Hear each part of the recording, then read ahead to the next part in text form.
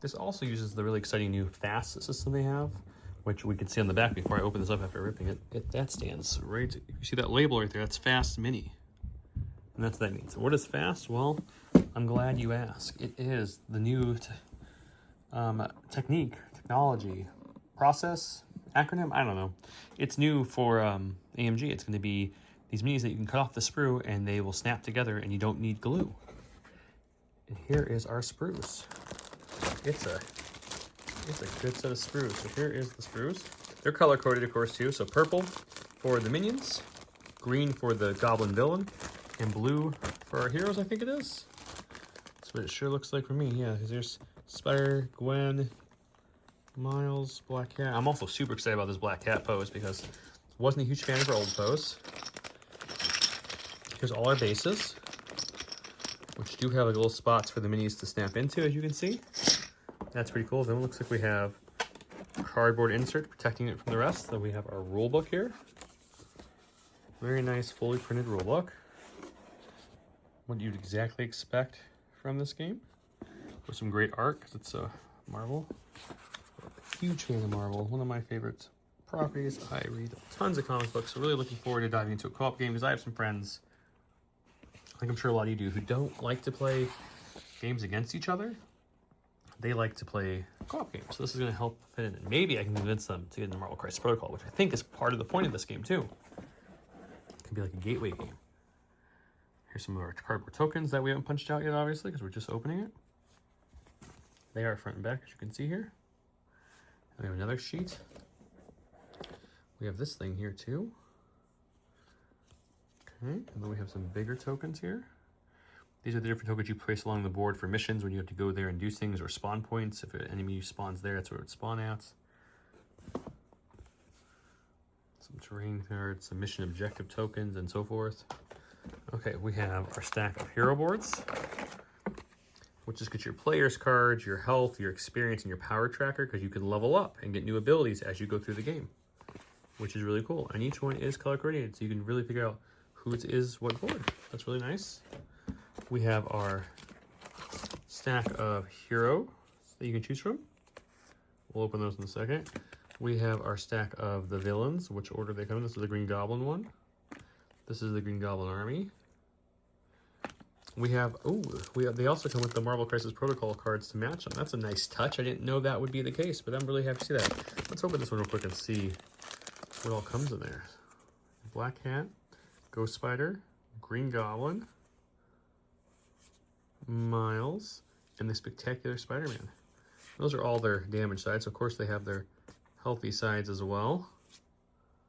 Very cool, though. I didn't think we'd get the cards for that, so that's a nice little touch. Then we have our rules and reference guides. We have the different map setups, how you set up each of the maps for each of the scenarios. Okay, very cool. But yeah, so you get some MCP cards in here as well. We have our deck here, which looks like we're gonna get our cards for the game that do different things. These are the level up cards. So each level, essentially, as you level up, has 3 things. So you never know which one you're gonna get. When you pull it, you're gonna pick which one you want. So see, you can pick different level 1-ups, level 3s. They each have 3 different levels and 4 different levels, sorry, and 3 at each level, is what I'm trying to say. So very cool. That's all the cards for leveling up, which gives you new abilities, makes things better. Like, for instance, I was demoing just recently Spider-Man. He's got Spider Strike, which is like an increased version of his Spider Strike on his normal card, so it's just a little bit better.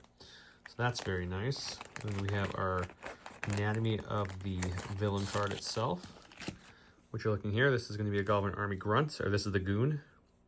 He's got 0 defense, 2 health, 2 movement, 1 fist, and range 1 for his attack. So one dice he's rolling in that physical format, because the heroes also will defend via defense dice. So you can see we have our defense for each type on the bottom, just like you would from MCP. So he's doing 1 hit. The villains never roll dice. They're doing 1 hit there.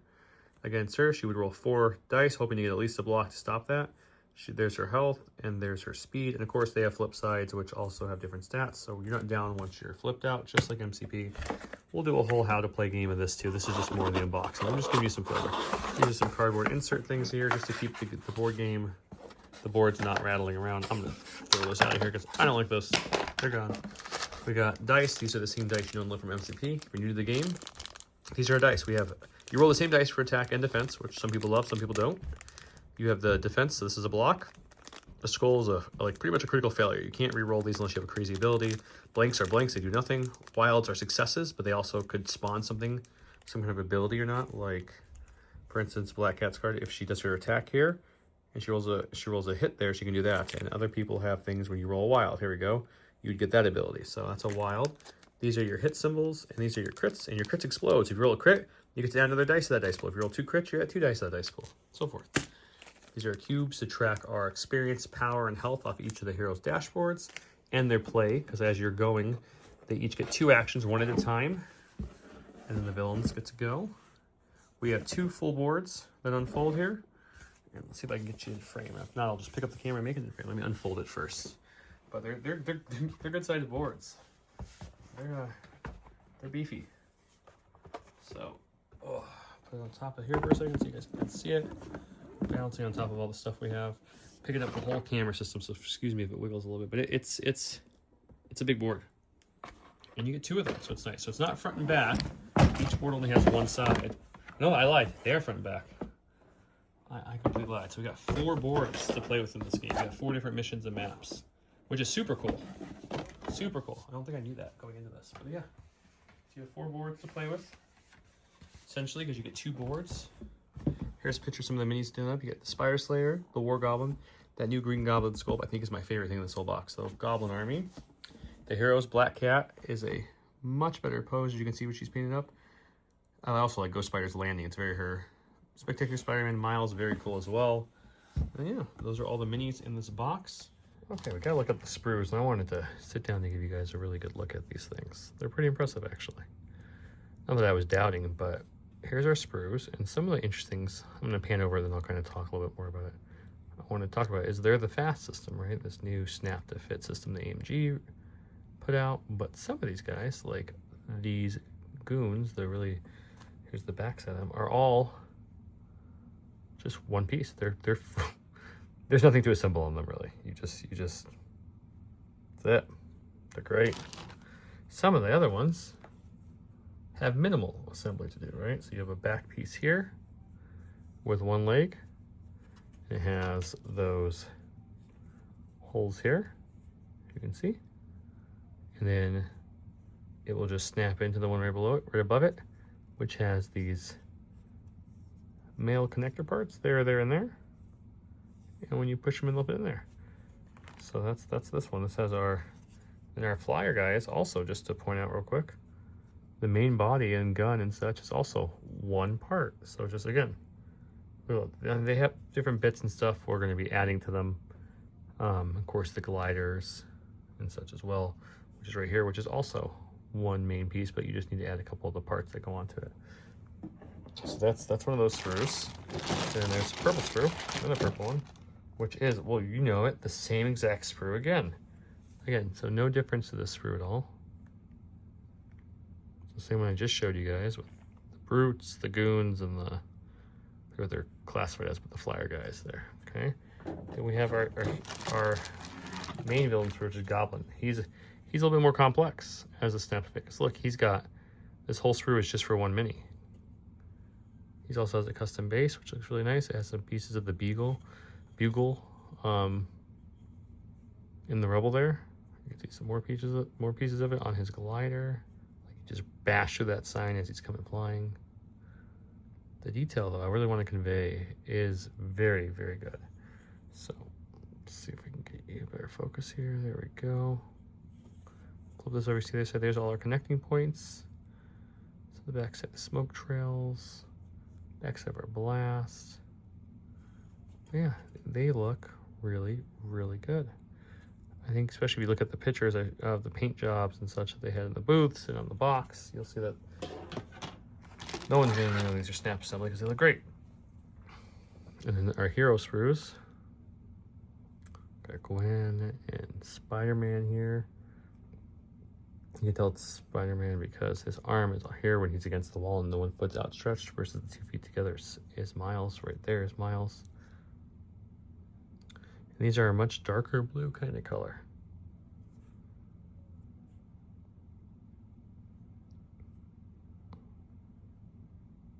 Different bits. There's the wall that Miles goes on. There's Black Cat's whip. There's a piece of our spider hero. Multiple different points for Felicity or Black Cat, excuse me. So yeah, that's the minis.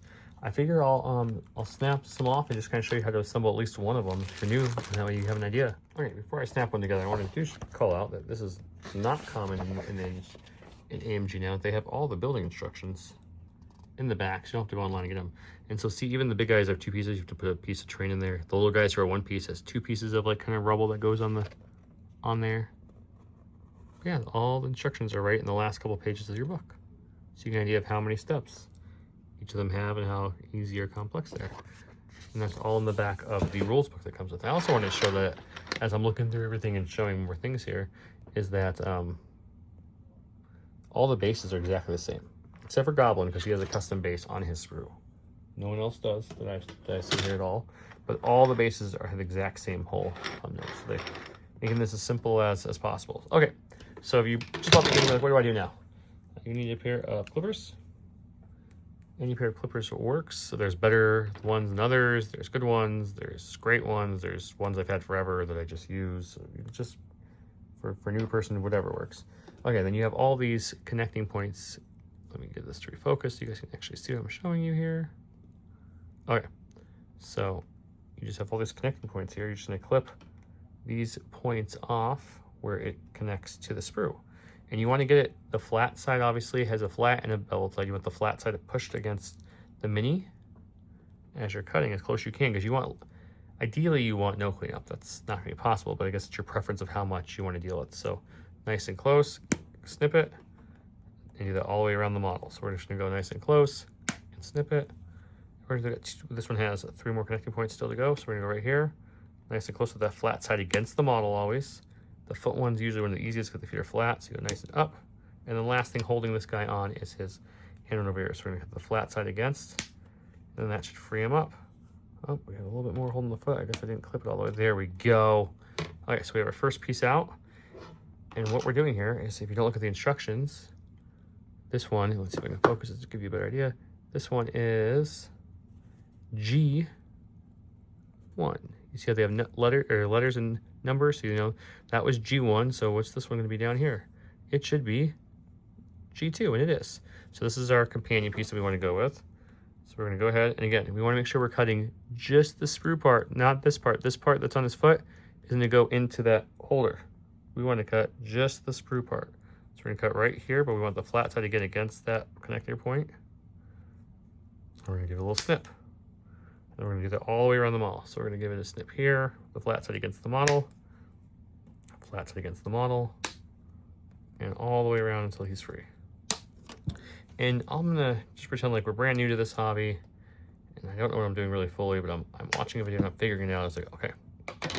So what I do now, what I would do now with a normal mini, is I would, all these spots that are around the mini, they're all the spots where we cut the connector from. There you can see that kind of extra plastic kind of still sitting against the model, so you can kind of see it's overhanging the model there. I personally, if there's files, there's things, I have a handy dandy X-Acto knife that people make fun of me when I open it, but this is dull enough where it doesn't cut me anymore at all, but it's still sharp enough where I can take plastic off. So I'm gonna do it both ways. So what you could do, if you want to, is you take your X-Acto knife, you hold it flush against it, and you kind of just get off the excess plastic there. You just want to get it off. You don't want to go too deep because you don't want to go into the model. And then once you get enough off where you feel like you got most of it, but not all of it, I go from both ways too, so I make sure I get it all.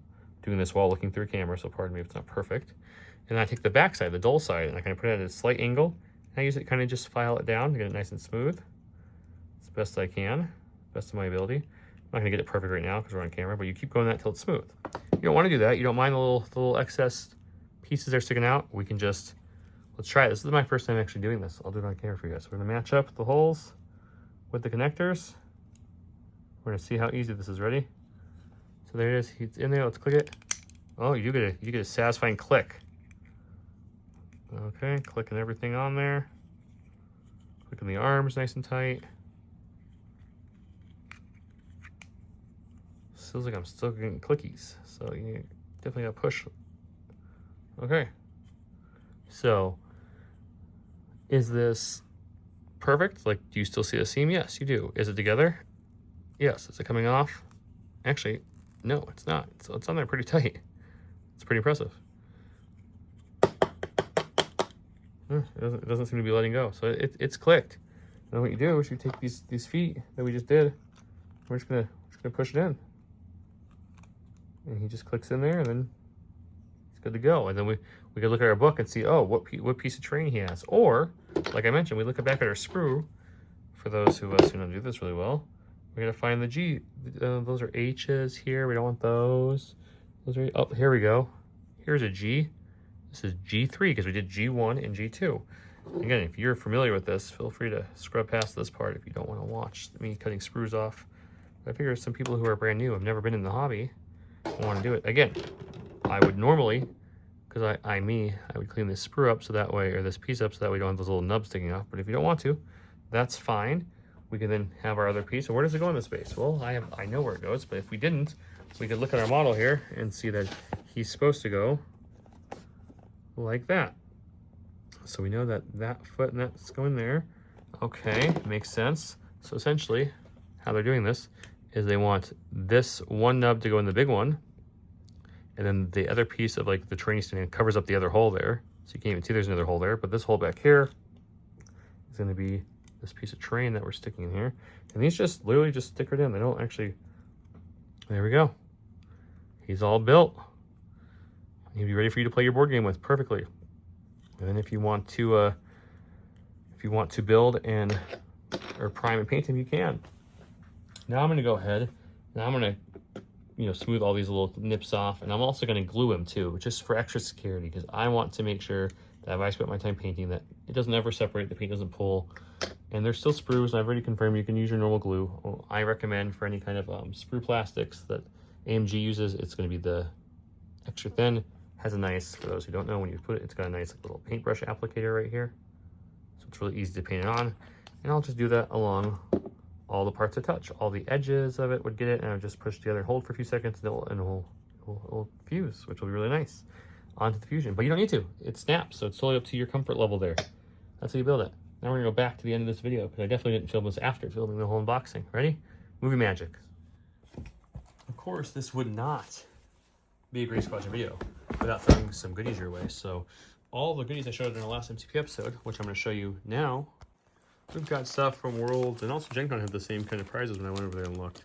Dice, range rulers, dashboards, so much stuff to give away. So make sure you comment below. I'm going to pull some cards out here to show you all the cards, at least a sampling of all the cards. There's too many to go through them all, but I have like multiple stacks of things to give away here. This is a hard plastic card. I got tons of foils from the new Sentinels. I've got stuff from, these are all the new Sentinel kits here. I mean, look at the stack. It's just massive. That's just new Sentinels. I have stuff from the Spider-Man, Guardians, Daredevil foil cards, Kingpin, Nova, Maximus. Very cool cards here. We got Lizard and much, much more. I got stacks and stacks of tactic cards. I want to give this all away. I don't want to hang on to it. I want to make sure you guys get good stuff. I've got, so many cards to get to you guys. So make sure you comment down below to get entered to win all these awesome cards. And if you have any questions about the game off the cuff, please put in the message. We'll try to answer the best of our ability. We will get a how to play up, and then we'll throw a couple playthroughs up too, just to see if people get the hang of the game and get the flow of how it works, see if it's right for you. I think the game plays fantastically. It's very familiar to an MCP player. It won't take them much to learn, but I don't think it's too complicated at all for someone who has no clue what MCP is to play this. So it works both ways. Great. With that, thank you guys as always for watching. Until next time, have a great night.